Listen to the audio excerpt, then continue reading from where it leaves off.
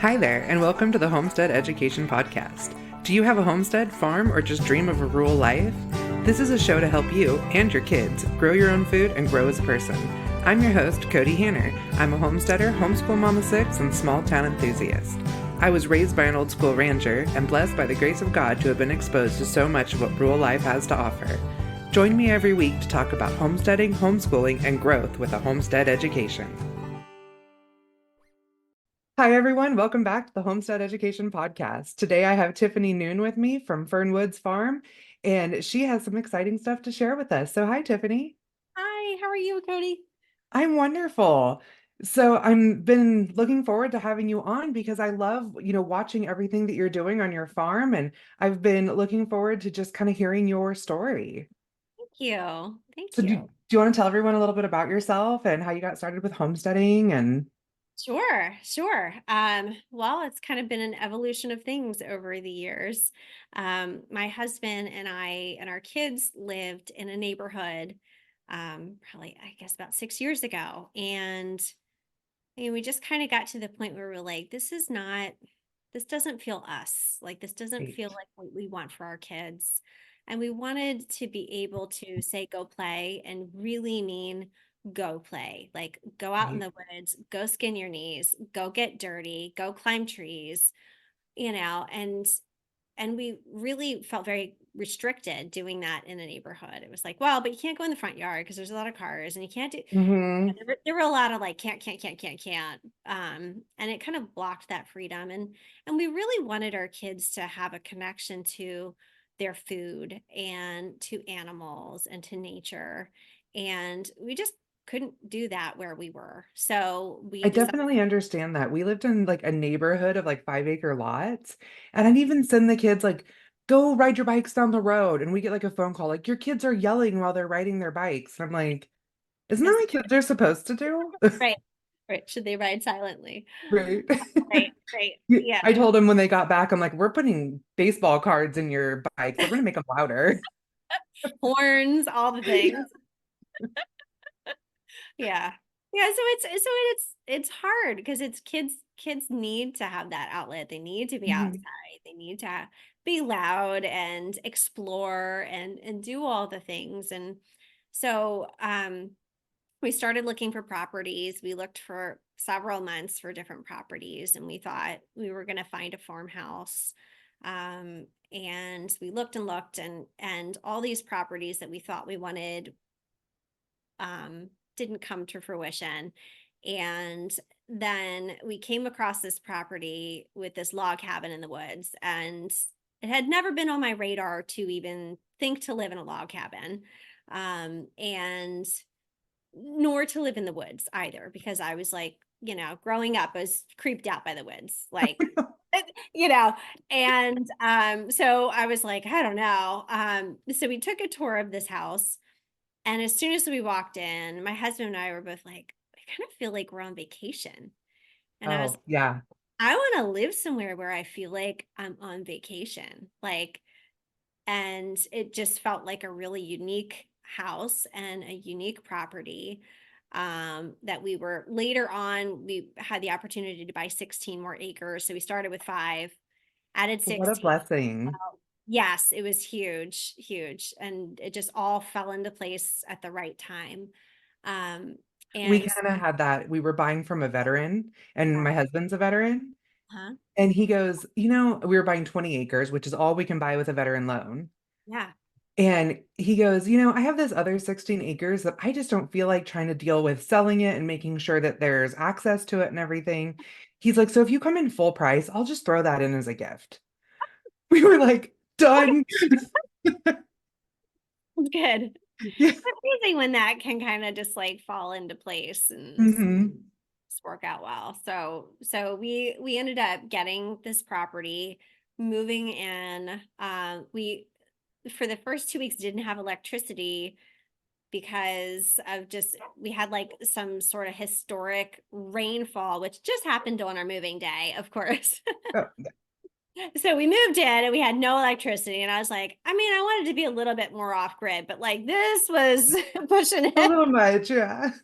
handle it, everything. But but it was great. And we moved in, and like the first day we woke up and it was like this amazing thing. We hear the neighbor's rooster crowing and the birds Oh, singing, and it was just like amazing. And we were like, this is the day that our life changed. yeah. Like, just so distinctly remember that moment. And now we have Nigerian dwarf goats, so we have our own milk. We have a lot of chickens, so we have eggs. We raise pigs for meat and occasionally turkeys. Um, we've got rabbits. So we've got like this whole hodgepodge of all these animals here. And the kids are just like learning so much about where their food comes from. We have a big garden. We do a lot of gardening. Oh, that's Um, beautiful.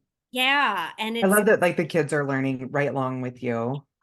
it's so there's just so much. And I think about like food and I'm like, what could be more important to teach kids than how to make your own food, like where your food comes from, Right? I how mean, to we never before as a society have not been able to feed ourselves. right. Right? I mean, it's like Crazy. insane. It's crazy that it is like this wild thing now. It's like, oh, look at this newfangled thing where people are raising their own food. It's like, well, that's what we used to do. Right? That's where it came from originally, So it is pretty I know. wild. I actually saw something the other day where they're like, why are you forcing your children to do that? Like, what if they don't want that lifestyle? I'm like, well, it's kind of not an avant-garde lifestyle. Like what you're doing is weird. Right. Yeah, it's pretty crazy. So we moved here, and then we my kids were in public schools, and then COVID hit, and then we were like on the computer all the time. And I Yeah. am just that is not my thing. I used to be a first grade teacher in public schools, and so I'm big on pedagogy and like just best practices. And I'm like, them sitting at a computer all day is No, not good for it's them. really not. And my kids that like loved learning were like, we don't want to do this. We're Yeah. not liking school right now. And they asked me to homeschool them. Um, and so I ended up kind of closing my business down. I was a photographer for about 10 years.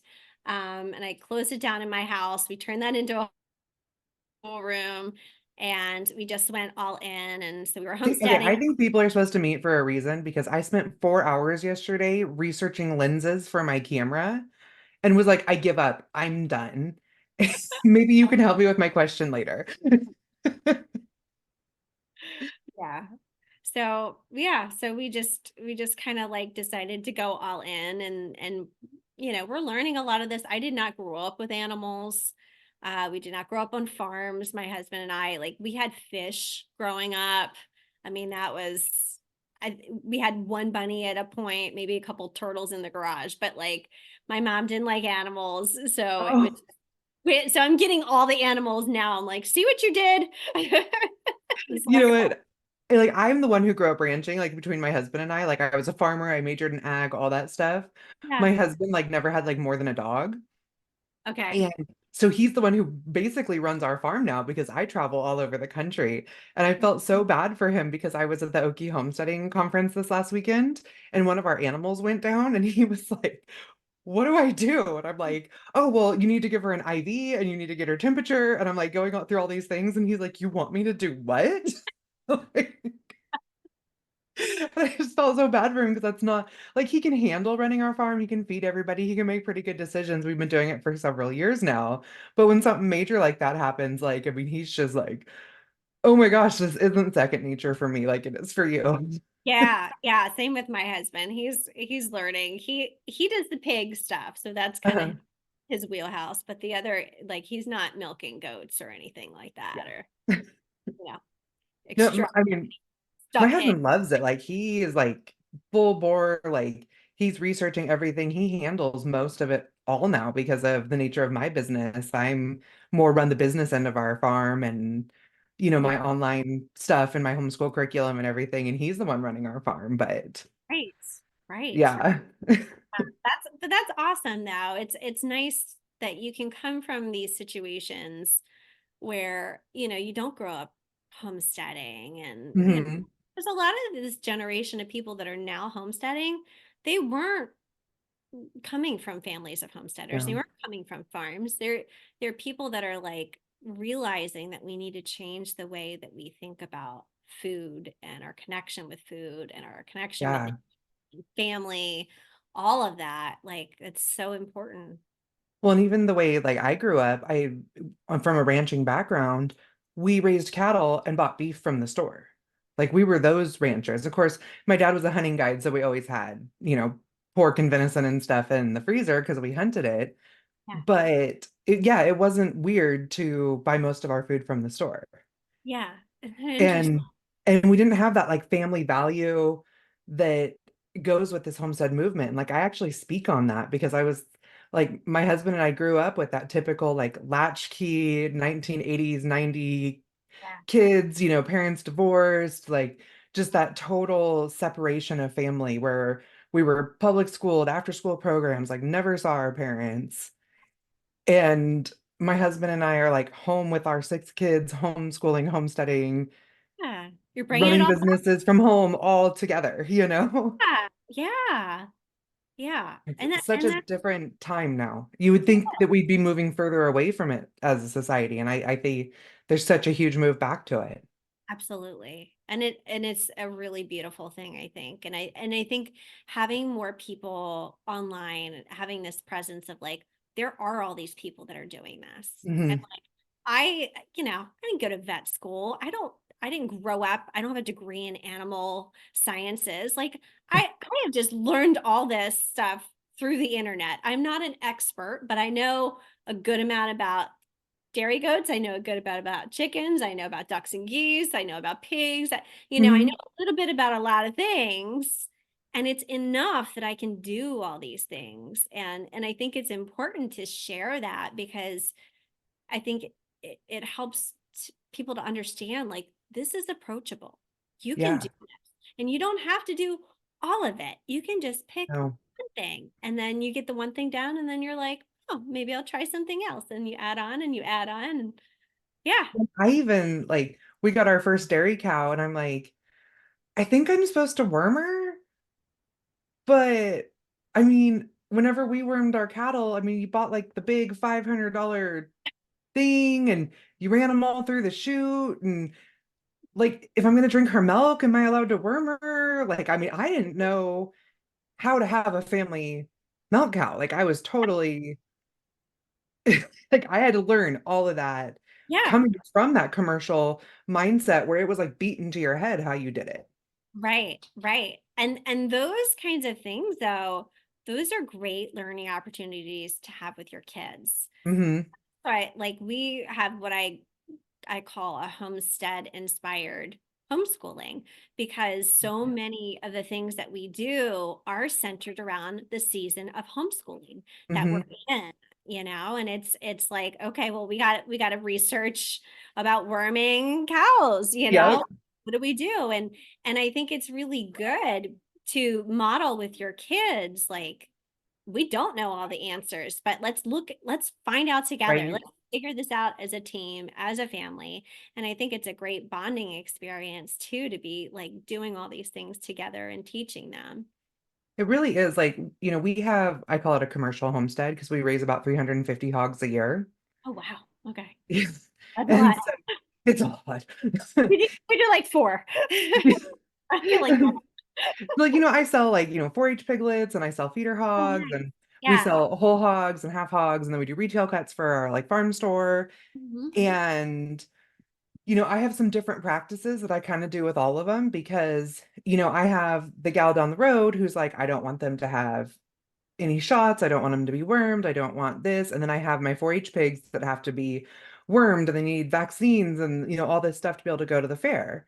And so then I have to train my kids on that because they're going to fair and they're, talking to other people and, Oh, that yeah. type of stuff. And, so, I teach how like, my sows, they pretty much get, no worming, no vaccines, and we do it all through holistic practices. But then my certain litters will get treated different ways based on the time of year. So if somebody comes to the house and buys a piglet off of us, that happens to be in a litter that was going to go to a 4-H that was born that time of year to go to 4-H, it's going to Right. have all the vaccines. That's a choice you have to make. Right. Right. And, Yeah, exactly. so we definitely go through those, but it was funny. We went to the feed store the other day and I was just trying to make a decision on what feed I wanted to get because they were like, we buy from like a grain mill. And Okay. so, I was like, hey, do you have, the grower and pellet form? And he's like, no, we're out of the grower and pellet. We only have starter. And so I was like, well, what's the percentage of the protein percentage of the starter so that we can get the pellet form because my pigs don't really like the mash. And he's Right. like, I don't know. And I was like, what do you mean you don't know? He's like, well, I can look it up for you. I was like, well, yeah, I'm going to need you to look it up. And Yeah. so he gets out his book and he's looking it up. And my son's like, like getting all annoyed. Good And job. right. And so then it's like time for me to go out and like pop the back of my Suburban for the other kid to go load it up. And my Yeah. son didn't follow. And I go back in and he's like explaining to this kid, starter is 19% because growing piglets need to have a higher protein percentage. Yeah. Going on. He comes out, he's all, Mom, when I get my license in 6 months, I'm applying here because these guys don't know what they're talking about. I was like, this would be a perfect job for you. Yes. Yes.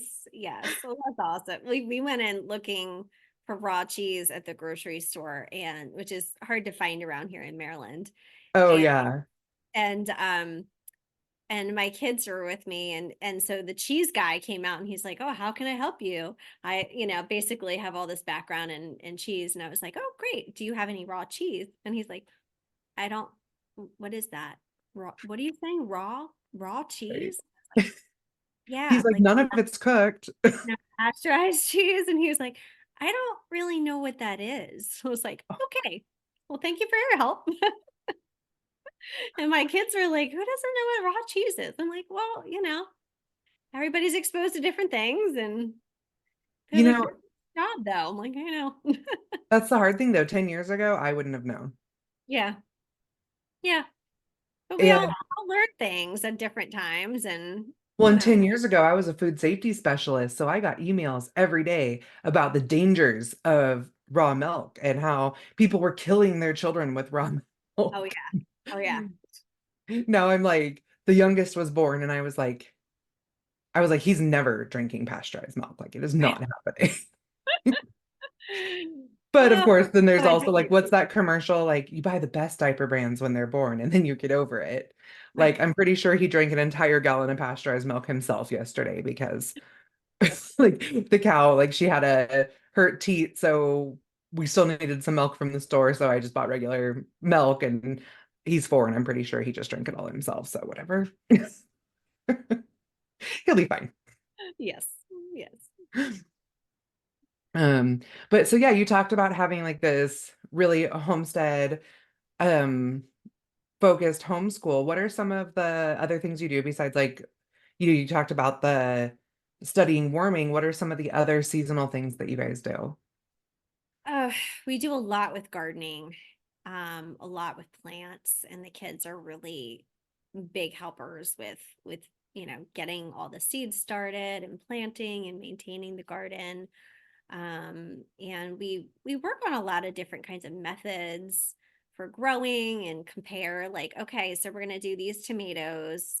We've been doing vertical growing, like on a garden arch trellis, growing for our tomatoes, and that has been amazing. So we always try to have like a control, like a regular tomato plant with the wires, and then we compare, Uh-huh. just different methods for growing. So they do a lot of that. And we do a lot of things with the animals, and how can we increase production in eggs, or how can we, problem solve with different items. We were doing a weighing unit for math, and so we went out and weighed all the animals, which was quite the feat because not all animals like to stand on a scale. But it was great. And we took that and we, Um, it grafted. was under the desk, but if you ever decide to do that again for like $12 and then like maybe I think another 50, you can get a calf sling. Yeah. And like a scale, like a ag scale, and you can put like, your little goats, you could put them in a calf sling and like hang them from the calf scale. That would be way easier. Yeah. So we were doing Might like, be a good investment anyways, so. yes, yeah, we should do that for the pigs. We were doing the like hold the animal and then you weigh yourself and then you weigh Uh, yourself holding the animal. So there's a lot of math involved, but that was really really fun. And we do a lot of we'll do things with loofah gourds and like measuring mhm. hook cords. So anything that we are growing, we figure out ways to incorporate um, just whatever skills that they need to be learning at the time into that. And I kind of let them head some of those things as well. So they really kind of take ownership over that. And we just started this month doing um, homestead sales. So I built a farm stand a couple years ago and my son runs it. So he's been selling eggs. So he's in charge of all that. So getting them washed, getting them ready, following all the state guidelines and everything. Oh, nice. And the sales and all of that. And he's done a really good job with that. So this year we started adding on there. He started a bakery last year. So he kind of runs his own business. We feel like it's really important to give kids opportunity for entrepreneurship and developing those. Mm, So he started a bakery last year and that's for been him. and he's a very good baker. And so he has to measure, like if I'm using flour, how much is it going to cost me to make this cake? So I have to measure how much flour I'm using and like how much does that cost to do that project and what would I charge? What's my time worth? I'm also going out and buying the supplies and delivering and packaging and all the things that you don't initially think about when you're a kid, Hmm. but it's really neat. They've been doing that once a month now for a few months, and they just do a really good job. My daughter is more of an art person, so she's created like homemade cards. She sells Oh, artwork. This past month, she sold Easter baskets for her sale, so she put together all these Easter baskets. sorry. It's okay, and they've just like really learned so much about, well, is that going to be a good investment, return on my investment and Oh, just that's awesome. how they talk. And so after the first one, then we sat down and we did kind of like an evaluation. Like, how do you think it went? Did you sell more of one thing than another? What was a good seller? Would you do it again? And then I had them interview people that came to the sale and bought items from them, Oh, nice. get feedback, and making sure that tell them that you want honest feedback because you're trying to grow and learn for the next thing. And they got some really good feedback and then they use that feedback for the next sale. And it's been really an awesome experience to see how they have flourished in that entrepreneur capacity because Yeah. on the road, I'm like, I mean, they could sell anything if they learn the basics of how to run a business and how to market your goods. They can sell anything later on in life, and that's a great skill to have. It really is. I told my husband when I got home from our last conference, I found a chicken tractor that I really want. My husband's trying to convince me to just build a chicken tractor, Uh-huh. and I really want to buy a chicken tractor. Um, Seems a lot quicker. yeah, it is. And my husband's not a very good carpenter. Okay. He's a great mechanic. I'm not trying to take away from his skills. I'm the Yeah. carpenter of the family. Okay. And so it would be me out there building. And not that I can't do it or don't want to do it, but my plate's pretty full. Yeah. Yeah. You're I doing think the I just, smart thing. yeah, I sat down last night. I think I'm slated for 18 conferences this year, Oh my gosh. speaking at half of them. Wow. It's a So lot.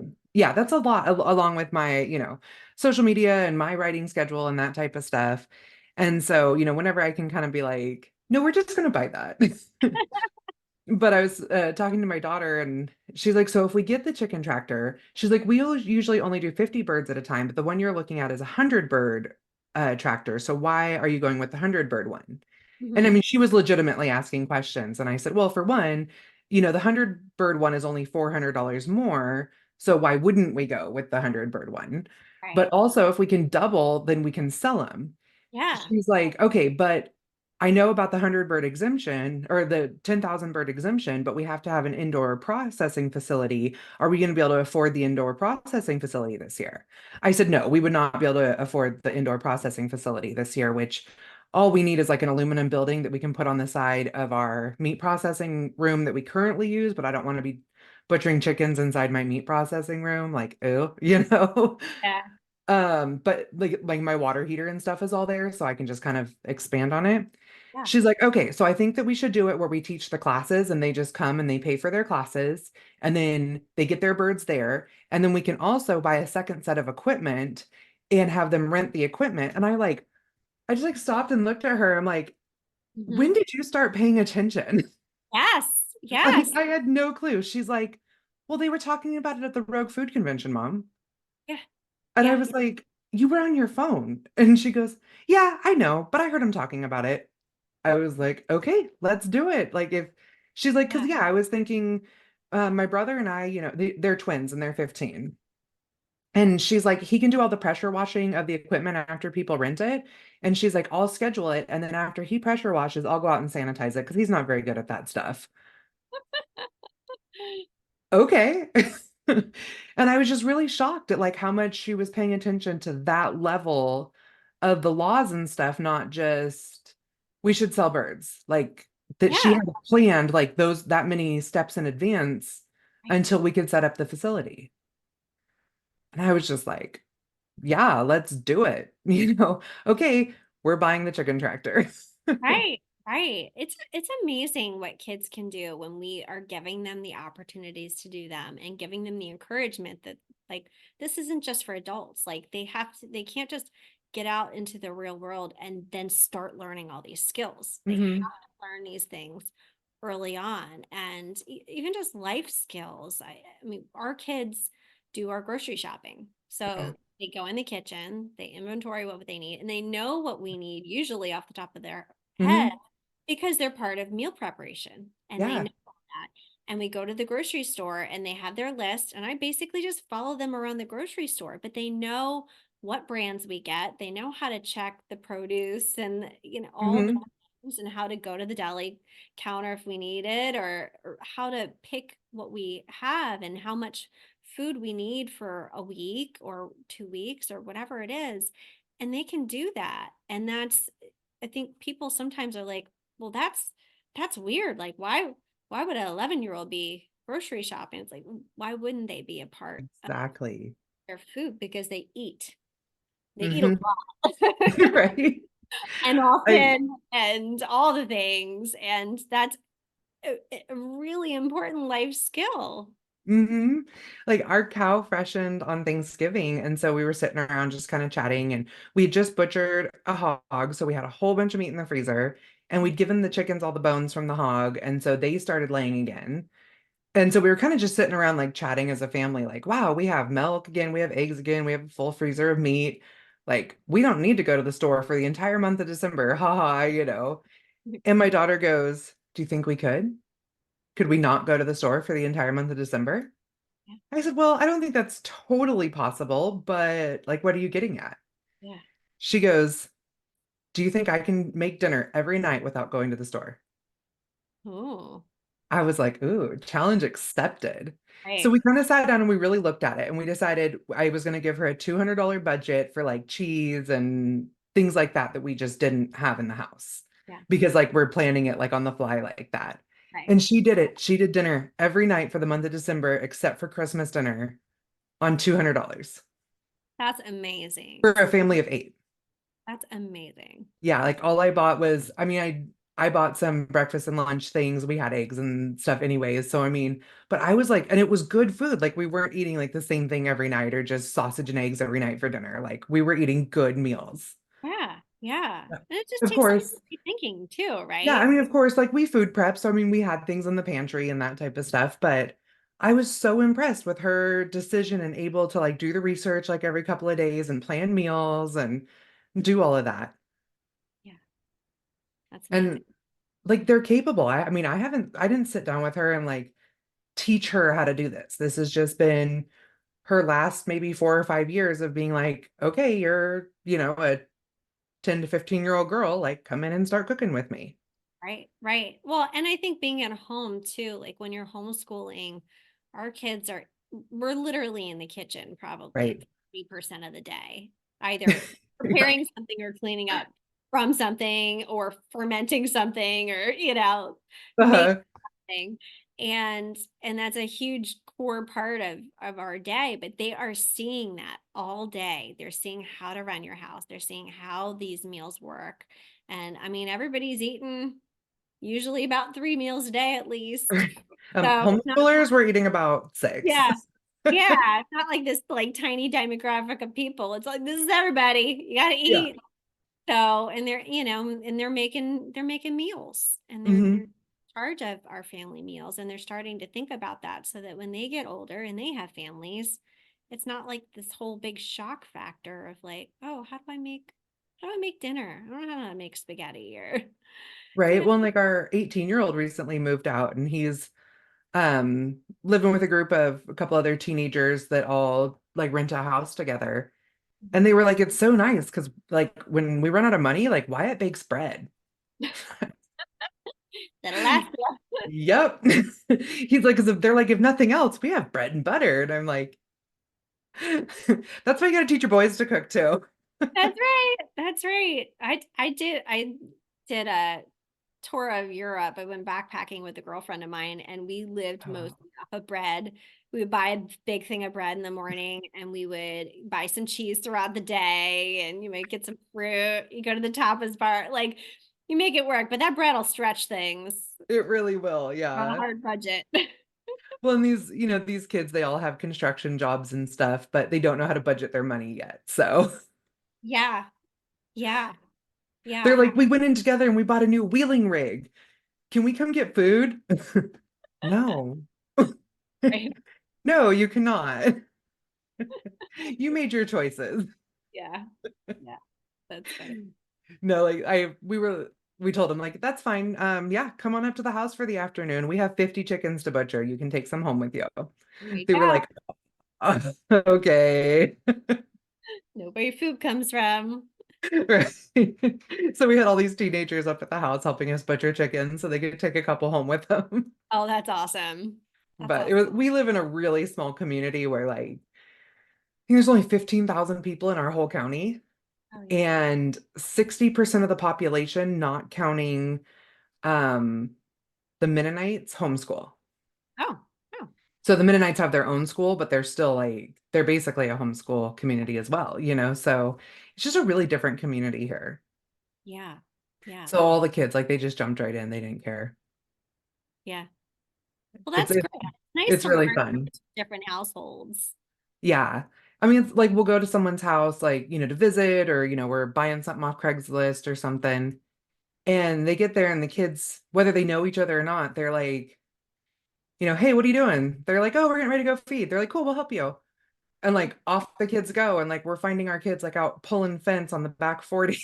We're like, hey guys, come on, it's time to go. They're like, hold on, we just got to finish helping these girls pull like this last little piece. And we're like, yeah, whatever. Oh, I love that though. It really, and I think that says a lot about you too, and just building community. And that's their mindset to do that, right? Is just to Mhm. help people. Like we help each other with projects. Yeah. And it just doesn't even cross their mind to not help. Yeah, that's beautiful. I love And that. then, when we first moved here, we had that like little bit of a moment. They're like, we have so many chores. And I was like, yeah, think about it. From when we first moved from where we lived before, a lot of your friends, they spent a lot of their time, video games, watching TV, and their only chore was maybe cleaning their own room. Mhm, We move here, and a lot of the kids you meet, they're working on the farm from daylight to dark. mhm. You're kind of somewhere in between. So enjoy what you have. Yeah, And it really like it changed their mindset and they look for more projects to do now because yeah, that's what they would enjoy. That's what they enjoy and would rather do. yeah, yeah, So, yeah. so you were saying that you used to teach school and you kind of have this whole um homeschool homestead thing going on. Is that kind of what led you to work on this next project you have going on? Yes. Yeah, it is. I was actually just talking to Janet, who runs Sawdust Publishing. She's from Timber Creek Farm. And we were just talking about, I said, Janet, this is like a whole medley of all the things in my life that I'm passionate about.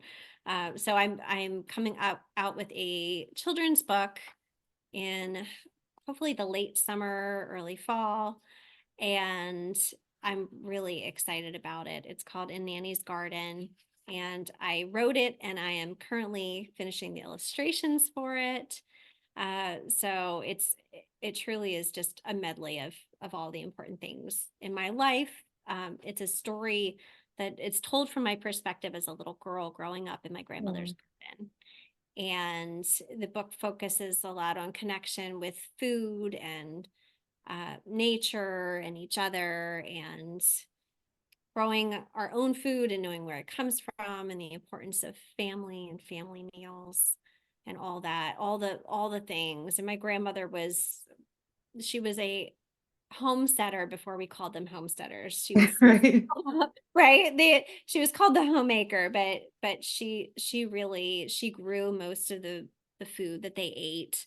They didn't have farm animals as when she was an adult, but they, we would go out in the morning and we would collect all the vegetables and fruits and stuff that we were going to have for meals, and we would go in and cook them.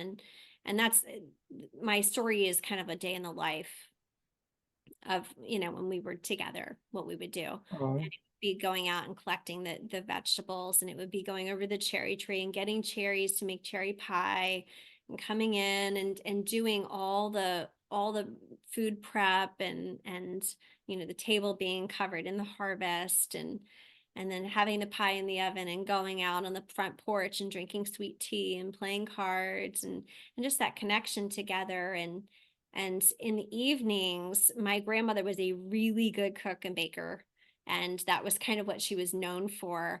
And it was kind of the joke that there was a revolving door that happened during supper time, and it was always like this Yeah, like, oh, I just on happened your to be. podcast, buddy. Can you say hello? Hi, Hi. hi there. How are you? Check. Yeah. Yeah, okay, where's your sister?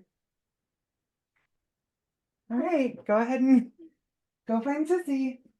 Take the cat with you. Sorry. Okay. Hi. All right, go on. I didn't lock the door, that's my fault. Okay. Okay. Okay. He was collecting worms when I came in here, so. Oh, there you go. So it was always this revolving door for her house, where people were always stopping by around supper time. They just happened to be in the area, Just and happened to be in the just area. happened to be, happened to smell all the smells, I guess. But so there was always at least like two extra people that would drop by during dinner time. Mhm. And so I would spend the day with my grandmother and my brother. And then on days that my mom worked. And so my dad would come over, and we would all have like a big family dinner. And then we would have all the extra aunts, uncles, cousins, whoever, had stopped by.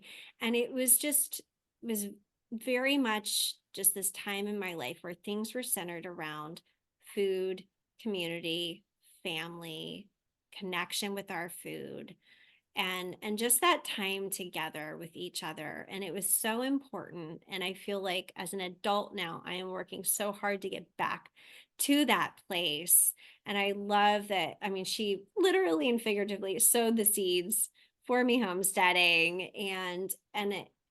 As a kid, you don't really appreciate things, I think, in the same capacity as when you're an adult, and you can look back and reflect and think like, gosh, like that was such a gift that she gave me, and all those lessons teaching me how to garden and teaching me where my food came from and how to cook and how to bake and all the things. And that's something that I want to carry on for my kids. And it was such a bunch of wonderful memories that I decided to write a book about it. And I am just really excited to share it. I think that's wonderful. One of the neat things with this homestead movement is that so many people are wanting to educate their children through homesteading. And one of the biggest gaps we have is a little bit more modern literature for the kids Right. on homesteading that they can relate to. Mhm. And so I think that's wonderful that you and that Janet are kind of bringing that forward for everybody. So I really appreciate you doing that. And I look forward to being able to tell other families about it in my travels. Yeah, thank you. Thank you. Um, I've recently heard that the homestead movement is a circular movement that comes and goes. And I think that with our ability to connect through social media and things like that we haven't been able to in the past, that it's going to continue in a different way that it hasn't before.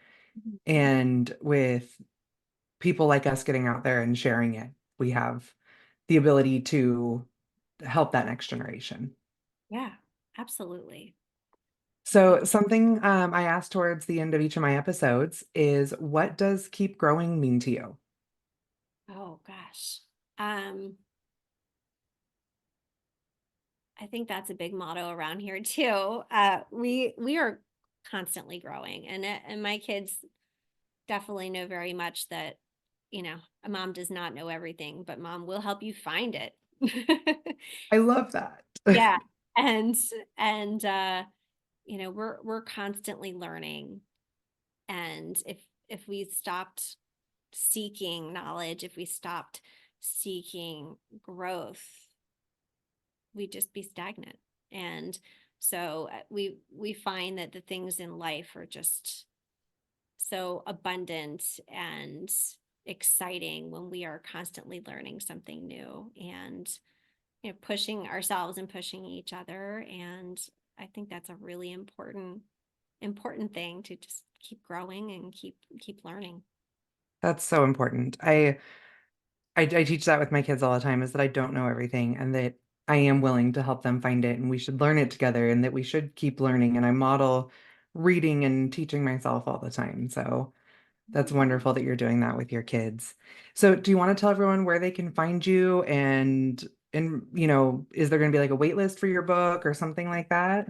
Yes, I think we're going to do a pre-sale. And so my Instagram page is Fernwoods Farm.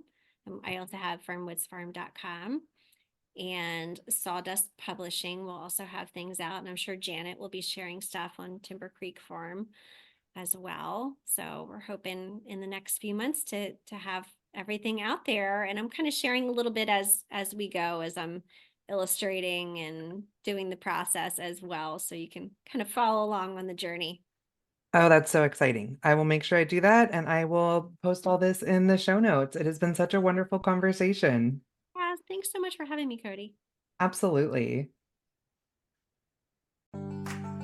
Thank you for joining me today at the Homestead Education, and I hope that I have given you something to think about this week. To help others find me, please comment and leave a review on your favorite podcast player. You can also follow me on Facebook at the Homestead Education and Instagram at homestead_education. Do you have questions that you would like answered or just want to say hi? Please email me at hello@thehomesteadeducation.com. Until next time, keep growing.